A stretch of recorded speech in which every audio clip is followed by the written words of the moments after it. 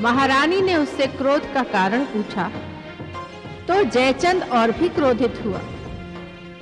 महारानी ने उसे परामर्श दिया कि वो बैर भाव को भुलाकर संयोगिता का हाथ पृथ्वीराज के हाथ में दे दे। तब जयचंद ने कहा कि ये तभी संभव है जब उसकी मांग का सिंदूर मिट जाएगा।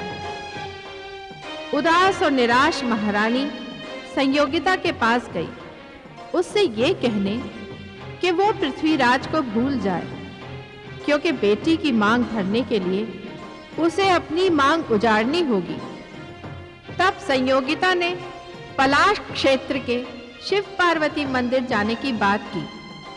इधर दूत वापस पृथ्वीराज के पास पहुंचा और जयचंद का उत्तर सुनकर पृथ्वीराज ने संयोगिता को प्राप्त करने का संकल्प किया। उधर महाराज अनंतपाल ने अपनी बीमारी के कारण शिव पार्वती के मंदिर में छत्र चढ़ाने से अपनी विवशता बताई और पृथ्वीराज ने परामर्श दिया कि छत्र चढ़ाने वो स्वयं जाएगा। और फिर उसने चंद्रवरदाई से मिलकर ये संदेश कन्नौज भिजवाने का निर्णय किया। और मैं सोचने लगी, जब शिव पार्वती के मंदिर में पृथ्वीराज की संयोगिता से भेंट होगी तो क्या होगा।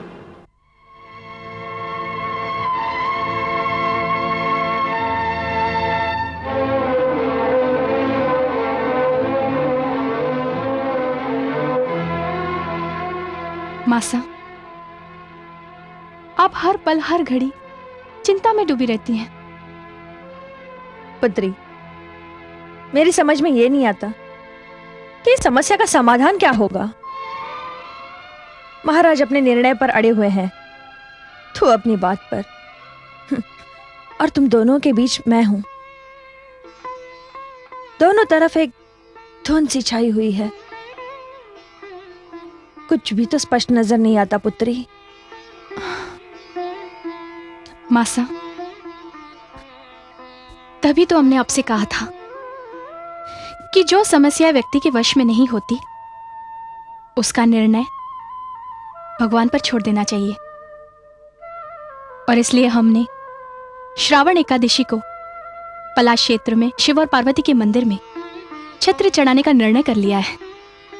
ये किस छत्र की बात हो रही है पुत्री? पिताजी,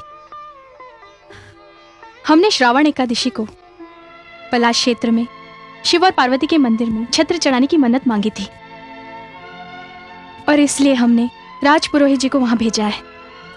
अगर तुमने मन्नत मांगी है पुत्री तो तुम्हें वश्य जाना चाहिए। बहुत अच्छी बात है। वैसे भी वो मंदिर तुम्हारे चाचा राव बालू के राज्य की सीमा क्षेत्र में आता है। पर पिताजी, चाचा जी तो हम सबसे रुष्ट हैं। सबसे नहीं पुत्री, केवल हमसे। और उसका कारण यह है कि जब तुम्हारे दादाजी का हाथ अनंतपाल तोमर ने काटा था और तुम्हारे चाचा को उस बात की सूचना मिली थी, तो उसने अनंतपाल तोमर से बदला लेने के लिए इंद्रप्रस्थ पर चढ़ाई करने की बात कही थी, जिसे मैंने अपने पिताजी के परामर्श पर मना कर दिया था। बस इसी बात को लेकर वो हमसे नाराज हो गया। लेकिन वो तुमसे बहुत स्नेह करता है पुत्री। अन्नदाता की जय हो। कहो द्वारपाल। अन्नदाता, राजपुरोहित जी कक्ष में आने की अनुमति चाहते हैं। आ गया है।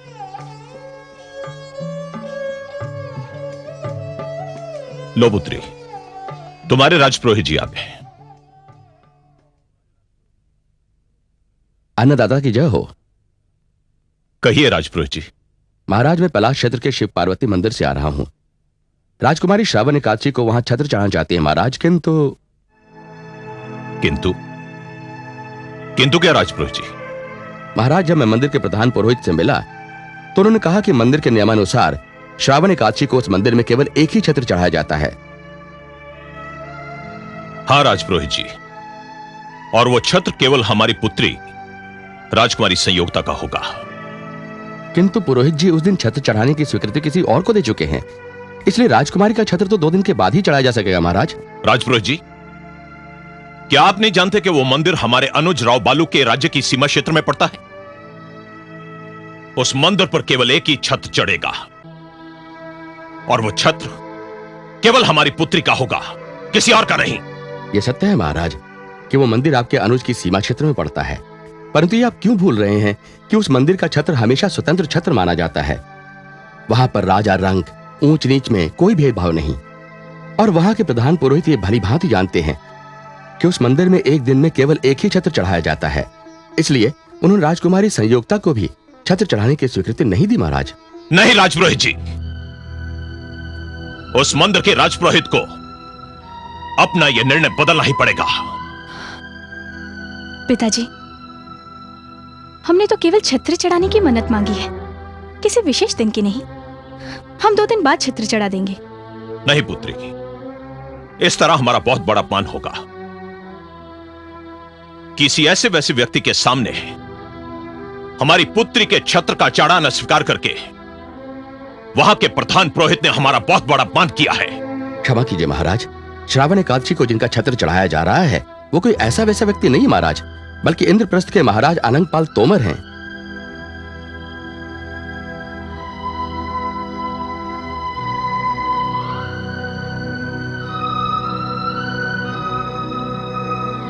आप क्या आज्ञा है महाराज?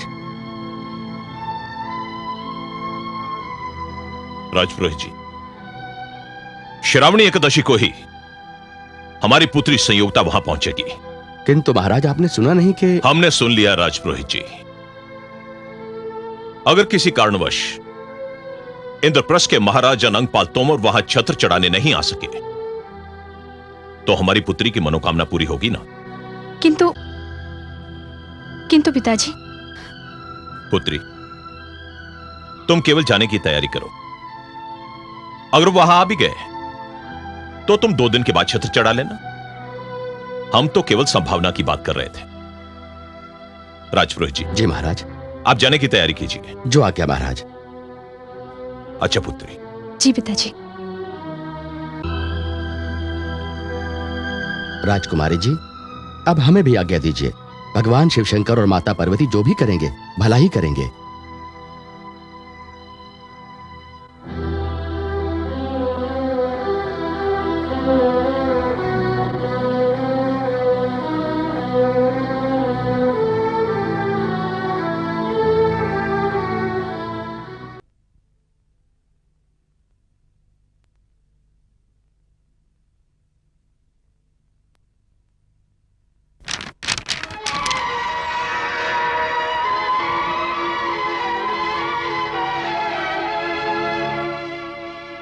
पवनराज,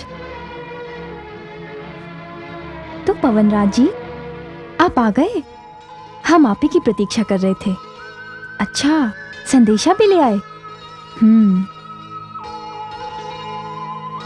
जाइए विश्राम कीजिए। चकोरी, आइए आइए राजकुमारी जी, क्या समय पर आई हैं आप, और क्या समय पर आया है उनका संदेशा। उधर से संदेशा और इधर से आप। ये लीजिए, आपके प्रिय का समाचार है इसमें। हाँ चकोरी, अब व्याकुल मन का हाल तो पत्र द्वारा ही कहा जा सकता है। अरे हाँ चकोरी, हम तो तुम्हें ये बताने आए थे कि श्रावण एकादशी को तुम्हें हमारे साथ शिव और पार्वती के मंदिर चलना है। शिव और पार्वती के मंदिर? हाँ चकोरी, हमने वहाँ छत्र चढ़ाने की मन्नत मांगी है।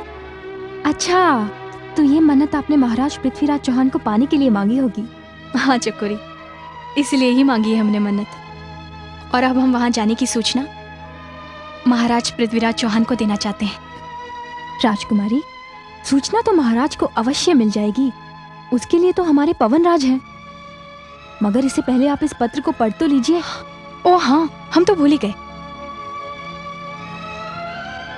चकोरी, मुंह उधर कर। क्यों? क्या मैं आपको महाराज का पत्र पढ़ते हुए भी नहीं देख सकती?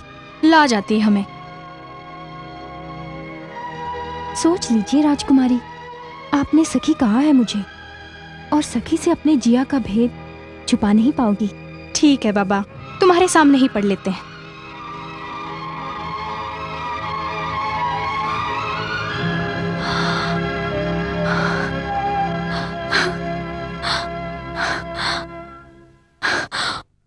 विश्वास नहीं होता।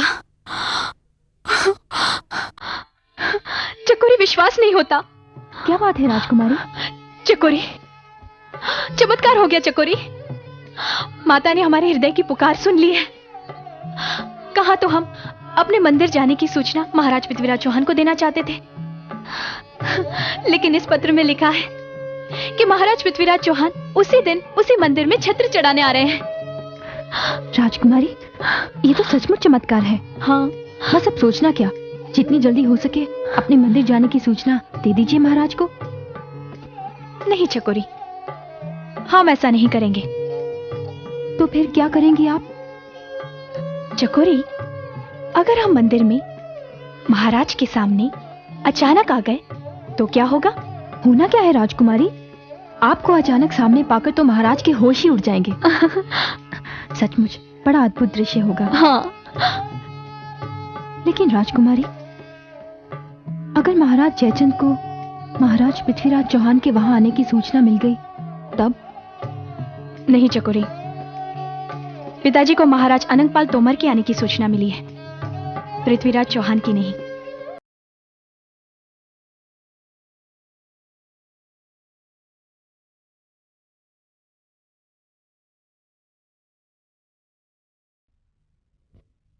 पिताजी, पिताजी। क्या बात है पुत्र, आज तुम बहुत प्रसन्न नजर आ रहे हो। हाँ पिताजी, मैं आपके लिए बहुत ही शुभ समाचार लेके आया हूं। शुभ समाचार? हाँ पिताजी, अगर कोई व्यक्ति आपसे आकर यह कहे कि आपका सबसे बड़ा शत्रु अनंगपाल तोमर आपकी तलवार के नीचे अपनी गर्दन कटाने आ रहा है, तो आपको यह समाचार कैसा लगेगा? पुत्र, मैं इसे समाचार नहीं बल्कि अपने जीवन की सारी आराधना का फल मानूंगा, और इस समाचार देने वाले को मैं अपना दूसरा हाथ काट कर दे सकता हूं। मगर पुत्र, मगर यह तो बताओ कि बात क्या है। पिताजी,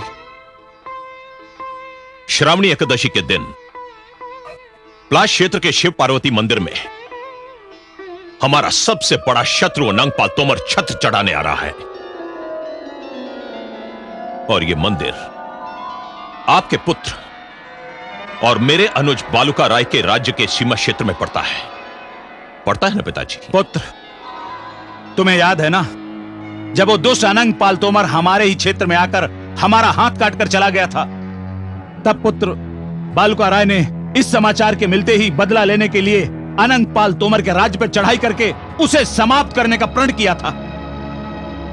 हाँ पिताजी, और मैंने आप ही के परामर्श की वजह से इंद्रप्रस्थ पर चढ़ाई नहीं की थी,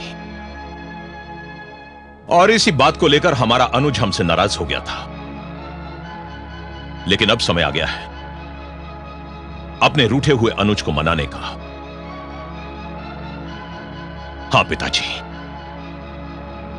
अब समय आ गया है आपके कटे हुए हाथ के बदले अनंगपाल तोमर के शरीर का एक एक अंग काटने का।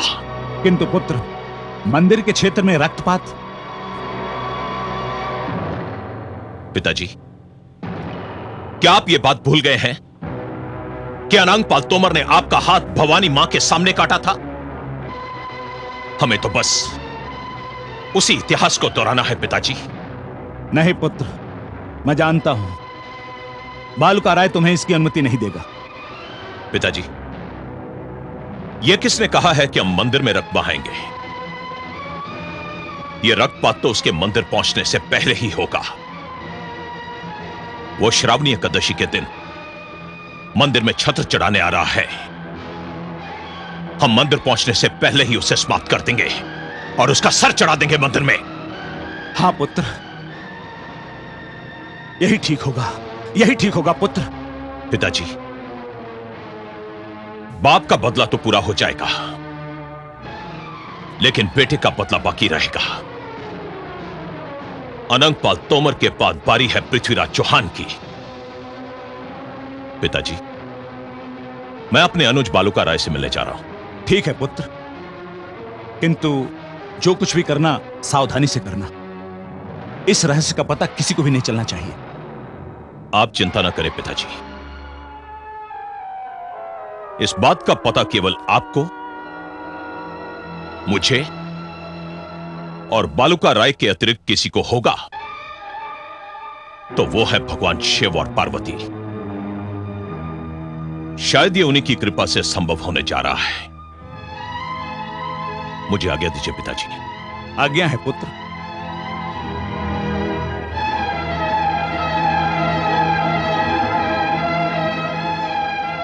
अनुज बालुका राय,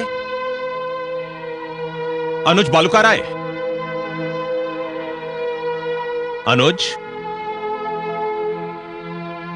अनुज, आओ।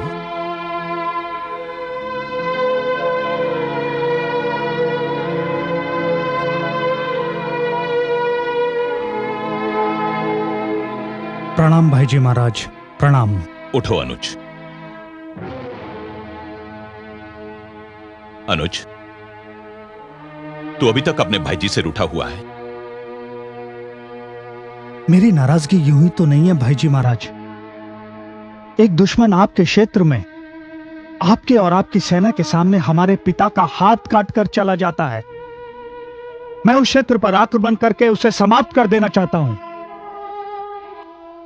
परंतु आप लोगों की नीति मुझे आक्रमण करने से रोकती है।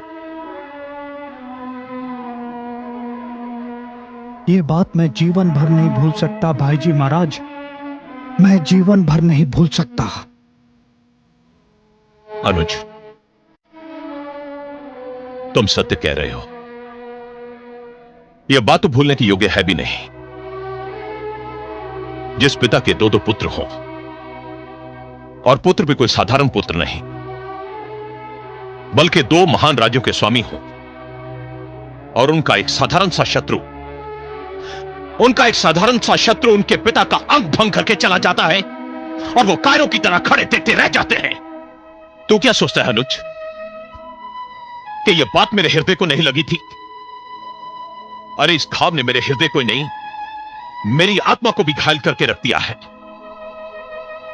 मैं आज तक प्रतिशोध की ज्वाला में चल रहा हूं,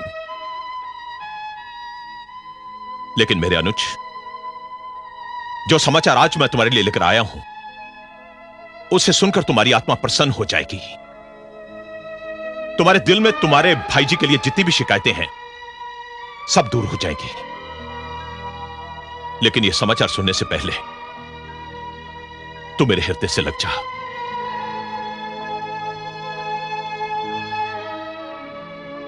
आ मेरे अनुज, आ मेरे अनुज। कितने दिनों बाद इस तरह आपके गले लग रहा हूं भाईजी महाराज। हां अनुज, आज तुम्हारे भाई जी के लिए भी बड़े आनंद का दिन है मेरा अनुज। इतने दिनों बाद आपके गले लगकर बड़ा आनंद आ रहा है।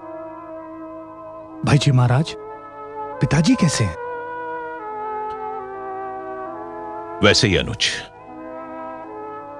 अपमान की आग में जलते हुए। किंतु क्या भाईजी महाराज?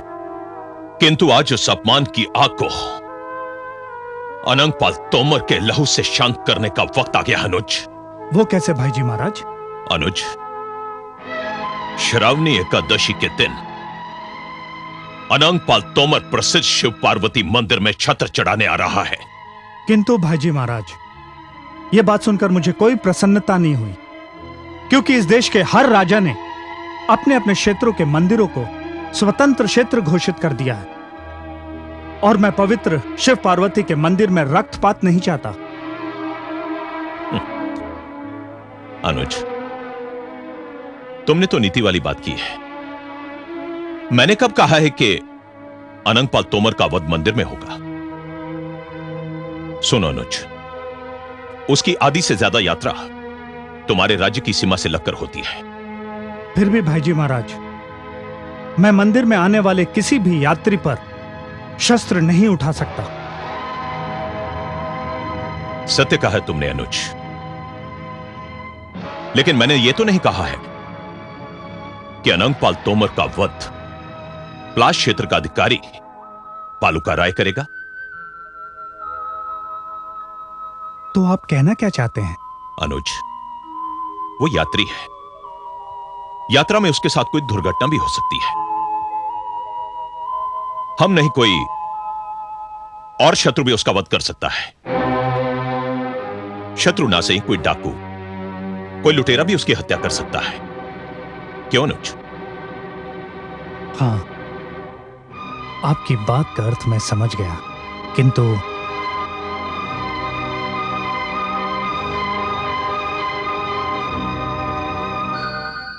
देखो बालुका, शत्रु के साथ किंतु परंतु का व्यवहार नहीं किया जा सकता। युद्ध भूमि में सभी प्रकार का व्यवहार उचित होता है। छल और कूटनीति का प्रयोग महाभारत में भी हो चुका है। देखो अनुज, जब पिताजी के अपमान का बदला लेने का अवसर सामने आया है, तो उसे शिष्टाचार, नीति और मर्यादा के नाम पर टालने की कोशिश मत करो।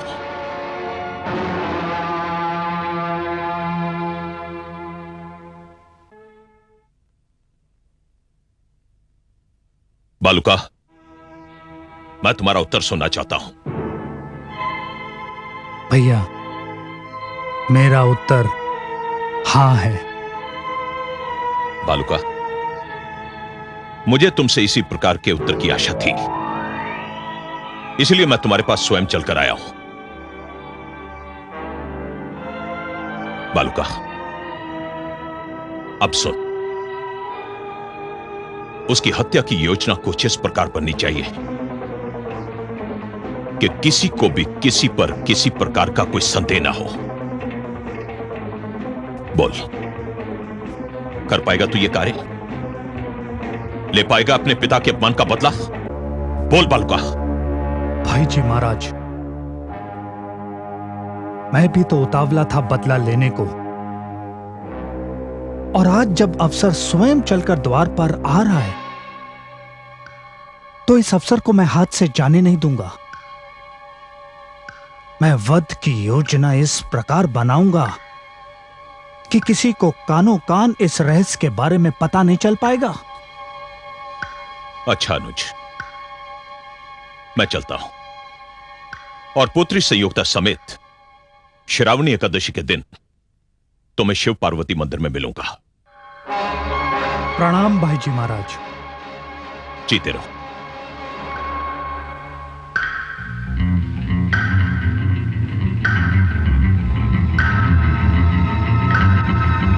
प्रमुख जी, प्रमुख जी। क्या बात है सैनिक? महाराज बालुकारा पधारे हैं। महाराज बालुकारा इस समय बगैर सूचना दिए? सैनिक, सब अधिकारियों को सावधान कर दो। जो आज्ञा।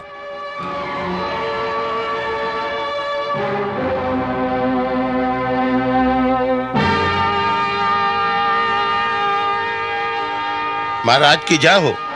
आपने आने का कष्ट क्यों किया महाराज? मुझे बुलवा लिया होता महाराज। नहीं गर्जन, हम किसी विशेष कार्य से यहां पधारे हैं। आज्ञा दीजिए। हम डाकू दुर्जन सिंह से मिलना चाहते हैं। महाराज, उसको तो बेड़ियों में जकड़ा हुआ है। कई दिन से कोड़े मारे जा रहे हैं, और कई दिन से खाना तक नहीं दिया, 2 दिन से पानी तक नहीं दिया महाराज। गर्जन, उसके साथ ऐसा व्यवहार मत करो। महाराज। नहीं गर्जन, नहीं।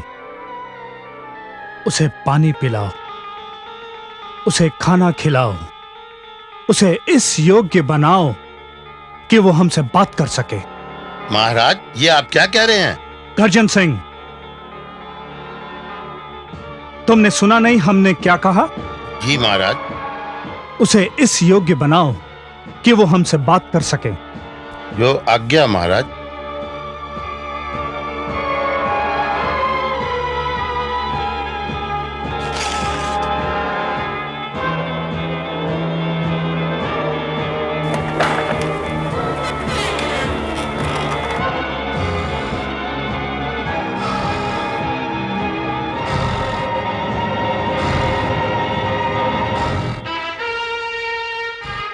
और गर्जन सिंह, महाराज मिलने आ रहे हैं।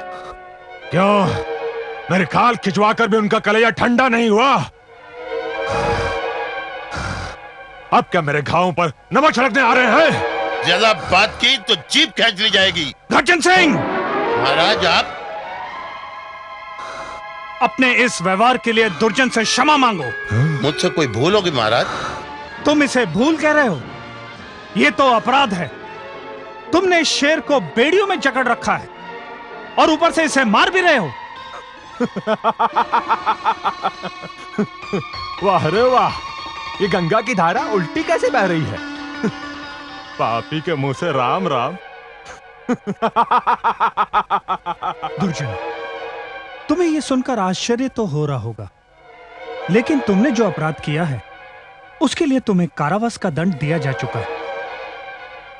और दुर्जन, किसी भी व्यक्ति को उसके एक अपराध का 2 बार दंड नहीं दिया जा सकता। हां दुर्जन, तुम कारागार में हो, बेड़ियों में जकड़े हुए हो, ऊपर से कोड़ों की मार, और फिर तुम्हें प्यासा भी रखा गया है। एक साथ इतने दंड नहीं। महाराज, मैं डाकू हूं, लुटेरा हूं, हत्यारा हूं, शस्त्रों की भाषा जानता हूं, अपराध और हिंसा की भाषा जानता हूं, मगर तुम सामंतों की तरह नीति की भाषा नहीं जानता। मुझे ये तो बताने का कष्ट करें कि मुझ डाकू पर ये दया कैसी? सच पूछो तो दुर्जन, हम तुम्हारे पास एक प्रस्ताव लेकर आए हैं। ये तो तुम भली भांति जानते हो कि तुम्हें तुम्हारे अपराधों के लिए मृत्यु दंड तो दिया जाएगा। जानता हूं, अच्छी तरह जानता हूं। तो फिर सोच क्या रहे हो? दे दो मुझे मृत्यु दंड। नहीं दुर्जन, नहीं। हम तो तुम्हें जीने का अवसर देना चाहते हैं। जीने का अवसर? हां, तुमने अपने जीवन में बहुत अपराध किए हैं। बस अब तुम्हें एक अपराध और करना है। वो अपराध जो तुम्हें तुम्हारे पिछले सारे अपराधों से मुक्ति दिला देगा।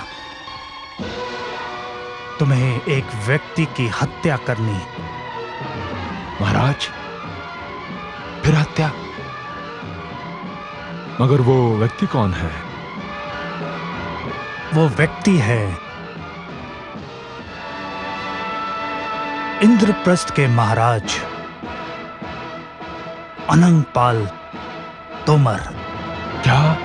हां दुर्जन, तुम हमें अनंगपाल तोमर का सर काट कर ला दो, और इसके बदले हम तुम्हारा सिर काटने के बजाय तुम्हें जीवित इस कारागार से चले जाने की अनुमति दे देंगे।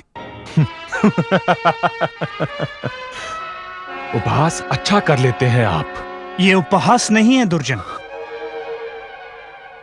हम तुम्हारे पास केवल इसलिए आए हैं कि श्रावणी एकादशी के दिन अनंगपाल तोमर इसी मार्ग से शिव पार्वती के मंदिर छत्र चढ़ाने जाएगा।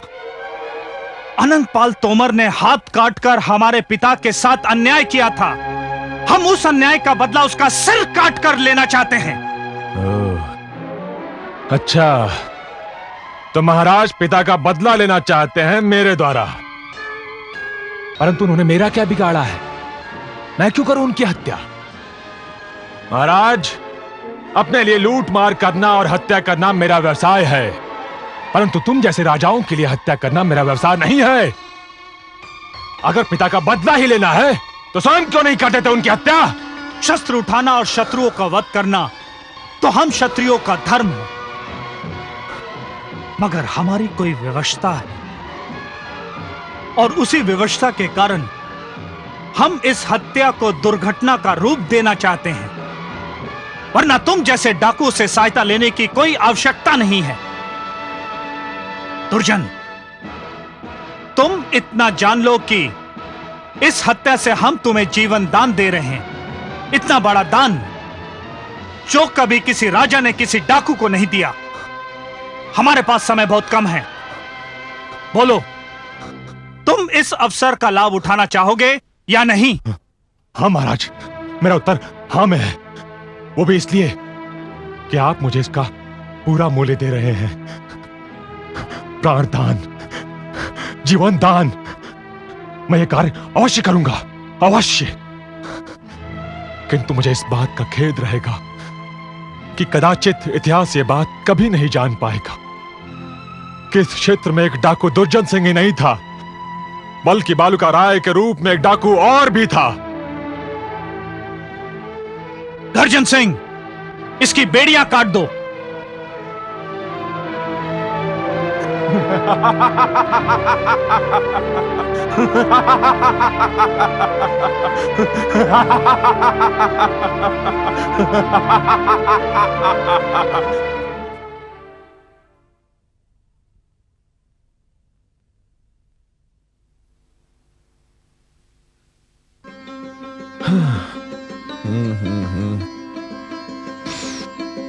महाराज की जय हो। आओ मित्र चंद्रवरदाई, कहो क्या समाचार है? समाचार तो यही है महाराज कि यात्रा की तैयारी पूर्ण हो चुकी है।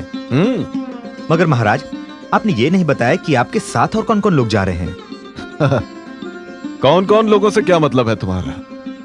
भाई हम मंदिर जा रहे हैं छत्र चढ़ाने, किसी युद्ध क्षेत्र में नहीं जा रहे हैं। महाराज, हम मंदिर ही जा रहे हैं, मगर वो क्षेत्र बालूका राय का है। बालूका राय जो आपके सबसे बड़े शत्रु जयचंद का भाई और विजयचंद का पुत्र है। क्या? जी हाँ महाराज, आपके 2 शत्रुओं से रिश्ता है उसका।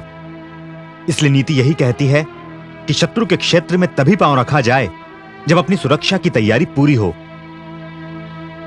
तुम कहना क्या चाहते हो चंद्रवरदाई? महाराज, ये तो निश्चित है कि महाराज अनंगपाल तोमर के शिव पार्वती मंदिर जाने का समाचार बालूका राय तक पहुंच गया होगा। वो भी अपने पिता और भाई की तरह धूर्त है, कपटी है। महाराज अनंगपाल तोमर से बदला लेने की भावना बरसों से उनके मन में पल रही है।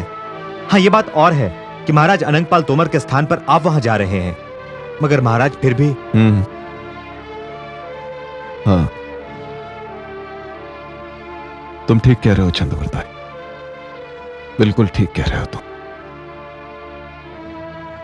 हम अपने साथ चामुंड राय और भवानी सिंह को ले जाएंगे।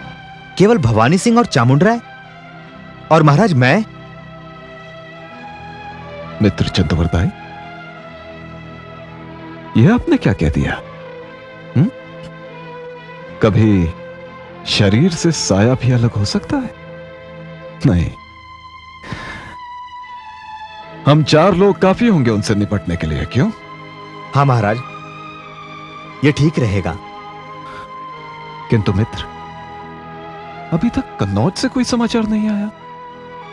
लगता है आपके पवनराज वहीं जमकर बैठ गए हैं कहीं। ये सत्य है महाराज कि वहां से कोई समाचार नहीं आया, मगर मेरा मन कहता है कि हमारा समाचार मिल गया होगा चकोरी को।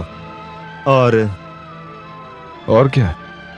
और महाराज, मेरा मन यह भी कह रहा है कि पलाश क्षेत्र में हम अपने प्रेम के दर्शन भी कर लेंगे। अरे वाह, बड़े आश्चर्य की बात है मित्र कि जो विचार तुम्हारे मन में आया वही विचार हमारे मन में भी आया। मित्र हो ना हो, यह संकेत है कि हम पर शिव और पार्वती की पूरी कृपा है।